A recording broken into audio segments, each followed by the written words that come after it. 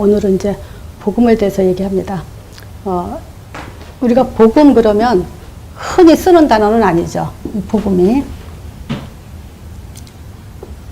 사실 성경은 한마디로 말하면 복음을 전달하는 거죠. 그래서 복음은 사실은 복된 소식, 이 세상을 향해서 가장 복된 소식이 복음이죠. 이 복음을 우리는 하나님이 왜 이 복된 소식을 어떤 걸 줬냐 했을 때 하나님은 한 가지예요. 나를 알아라.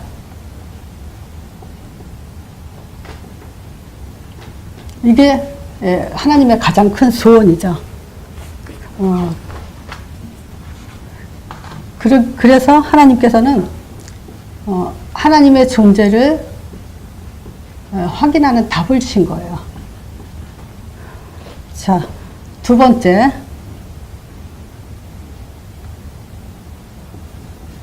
하나님을 알고 나서 우리가 바로 이제 또 알아야 될 게 뭐냐면 하나님의 구원 사역이에요.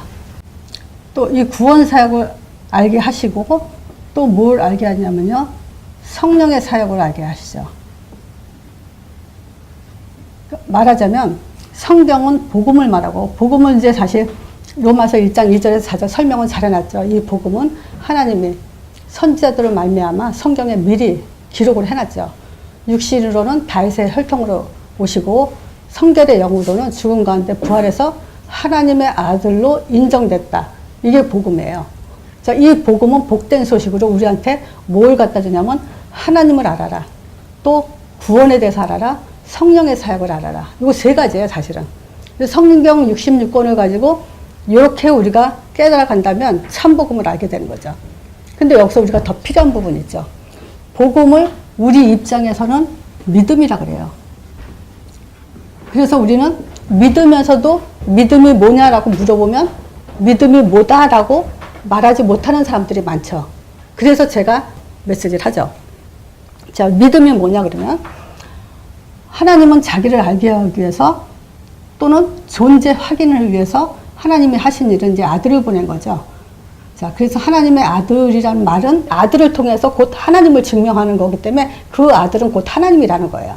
그래서 이 아들을 통해서 우리는 하나님 존재를 확인하는 그게 하나님의 방법이에요. 그래서 복음은 뭐냐? 우리 입장에서 믿음이지만 아들이 오셨다 이 얘기죠. 그리고 그분이 뭐 했냐? 구원 사역을 위해서 십자가 죽으시고 부활하셨다 이거죠. 그리고 그 성령의 사역은 우리에게 영원한 내주로 구원을 완성하시고 또 우리를 인도하시고 응답하시는 것이 지금 성령의 사역이죠. 자, 그래서 보세요. 우리가 이 아들, 즉 선지자, 제사장, 왕의 사역은 처음부터 하나님은 계획하신 거고 예수님이 오셔서 이거를 성취시킨 것이고 성령님께서는 이 그리스도 사역을 통해서 이제 구원을 완성하신 것이 복음이죠. 그래서 우리는 뭔 결론을 가져야 되냐면요. 어떤 믿음이냐. 하나님의 아들 십자가 부활은 지금 알죠. 이것이 어떻게 믿어져야 되냐면 모든 문제 끝났다예요. 완전히 해결했다. 그래서 그 요한복음 19장 30절에 다 이루었다. 요게 이제 우리한테 가장 각인되어야 되는 것이 신앙생활의 가장 큰 이제 초점이죠. 모든 문제 끝났다라는 것은 이제 답과 확신 속에서 신앙생활을 하는 거지 우리가 은혜 받는 차원에서 은혜가 됐다 안 됐다 하는 그런 신앙생활을 하는 게 아니죠, 사실은. 이 모든 문제 답을 완전히 가졌을 때 비로소 우리는 오늘 지금 임마누엘이라는 것을 누릴 수 있는 거죠. 이게 정말 된다면 우리는 미래의 답을 갖고 갈 수가 있는 거죠. 미래의 답은 뭐냐? 성령 인도 받아서 응답 받아야 돼요. 그래서 미래의 답은 하나예요. 뭘 인도받는다고 알 수 있죠? 사도행전 1장 8절. 응답 받았다는 게 뭐죠? 사도행전 1장 8절이에요. 자, 그러면요. 이제 예수님께서 오셔서 죽으시고 부활한 거는 이미 이루시고 가신 일이에요. 지금 현재 우리는 여기에 이제 초점을 두는 거죠. 그래서 믿음의 내용과 방향, 이 두 가지를 따로 뛸 수 없어요. 그래서 이제 우리가 이 말씀을 잘 듣고도 내가 정말 가끔 그러죠. 믿음의 점검을 해야 되죠. 자, 그래서 우리가 점검을 뭘로 할 거냐? 내가 잘 믿는지, 저 사람이 잘 믿는지, 그걸 어떻게 확인할 수 있는 거냐? 이제 비로소 예수 이름의 결론이 딱 나야 돼요. 자, 여기서 요한복음 14장 26절. 예수님이 간절히 얘기했죠. 십자가 지시기 전에 바로 내 이름으로 보내실 성령, 내 이름으로 보내실 성령. 그 얘기를 요한복음 14, 15, 16장에 대해서 사실 포인트는 예수 이름이에요. 그래서 성령을 약속했다. 내 이름으로 성령 약속한다. 그래서 요한복음 14장 13절에도 그래요. 너희가 이제 내 이름으로 기도해라. 그러면 내가 시행해갖고 아버지께서 아들로 인해서 영광을 받으신다. 이렇게 이제 요한복음 14, 15, 16장에는 모든 초점이 이제 예수 이름이에요. 그래서 이 예수 이름은 내가 믿고 있는지에 대한 확인이기도 하고 우리는 믿음의 방법에 대해서 초점을 둬야 돼요. 믿는다 아니라 어떻게 믿냐, 어떻게 믿는 것이 하나님의 방법대로 믿는 거냐 했을 때 내 마음으로 믿는 것도 아니고 예수 이름을 마음으로 믿는다라고 얘기해야 되죠. 내가 뭘 믿냐? 예수 이름을 마음으로 믿어 입으로 신하는 거죠.